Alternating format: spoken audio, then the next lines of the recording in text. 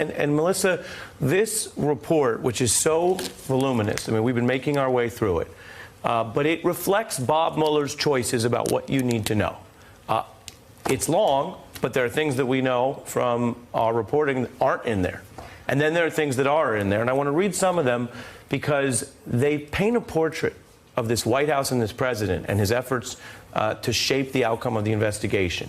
Just looking at some of the highlights, you have Donald Trump finding out that Mueller's appointed, and he says, "I'm effed." You have Trump deciding, quote, Mueller has to go. You have Trump saying this whole thing is going to be, quote, the end of my presidency. You have Trump's own lawyer explaining what he won't do. He won't fire Mueller, which might get him in jail. And he says, I won't do this crazy expletive. You have Trump going back to it and saying, I need to knock out Mueller. And then you have, again, this lawyer McGahn saying, look, we're on the edge of a Saturday Night Massacre, which was part of what ended the Nixon presidency. From a legal view, why does Mueller put that stuff in there?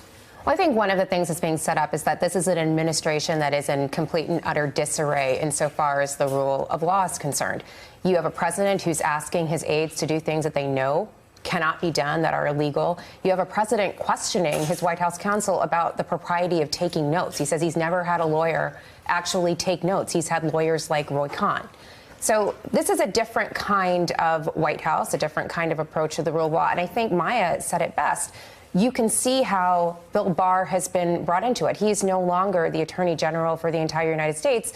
He is the defense attorney for Donald Trump, and that's an incredibly different role. And I don't know how Bill Barr gets away from this. I mean, the Department of Justice is battered after today. His reputation is battered. This is a sad, sad time for the rule of law and for the department, which has been held in high esteem by most for its long history. I think that's very well put. So, Mr. Flannery, I want to put you on the spot for the rather wild news banner, even by the standards of 2019.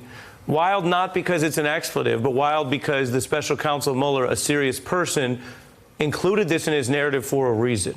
Quoting what he uncovered, that when President Trump found out there was a probe, his reaction was not, okay, we have to figure out how to deal with it, or we need a strategy, or should we cooperate, or gosh, how long will it take to get the facts out if I believe I'm innocent?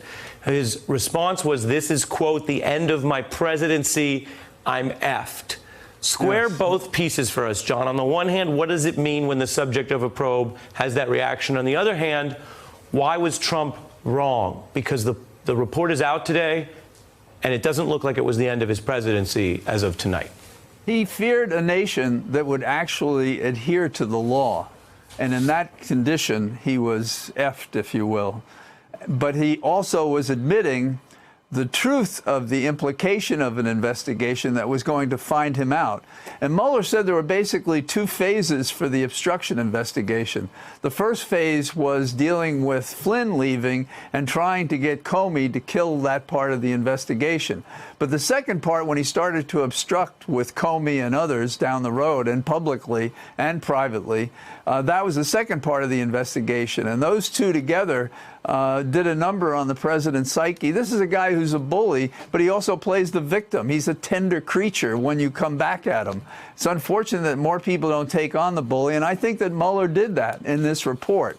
Also, it tells you a lot about the state of mind of Trump, that he would slump, feel deflated, because he's facing the law that we're not following. And that's why we miss a great opportunity if we don't take this report and do two things.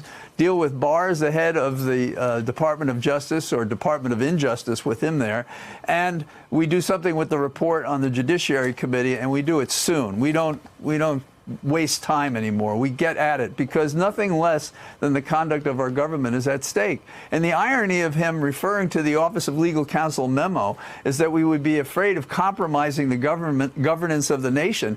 This is exactly the opposite case. As long as this man is president, the governance of the nation is compromised. So at the end of the day, do you think Mueller made the right calls? No.